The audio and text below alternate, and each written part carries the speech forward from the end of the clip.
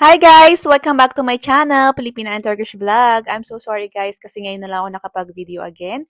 And for today's video, gusto ko lang mag-sit down and talk with you, parang heart to heart lang, ganon. May mga days ba kayo na kahit ginagawa nyo naman lahat ng tama, parang gusto nyo na lang na tumakas? Like you just want to escape everything. Because honestly, lately, ganon ang nararamdaman ko. You know, a lot of people think kapag nasa abroad ka, life is easy, maganda yung buhay, maraming opportunity. But the truth is, hindi nila talaga nakikita yung behind the scene. They don't see the stress and the homesickness, the pressure, and sometimes the loneliness.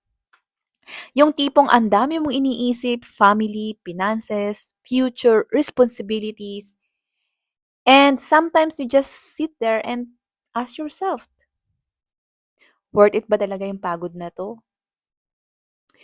There are nights na hindi ako nakakatulog, iniisip ko kung tama ba lahat ng desisyon ko, kung nasa tamang direction ba ako.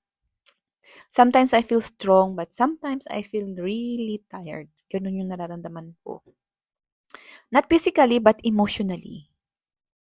And you know, I'm not the only one feeling this way. So if you're watching this right now and you feel the same way, I just want to tell you something. It's okay to feel tired. It's okay to feel lost sometimes. But don't give up.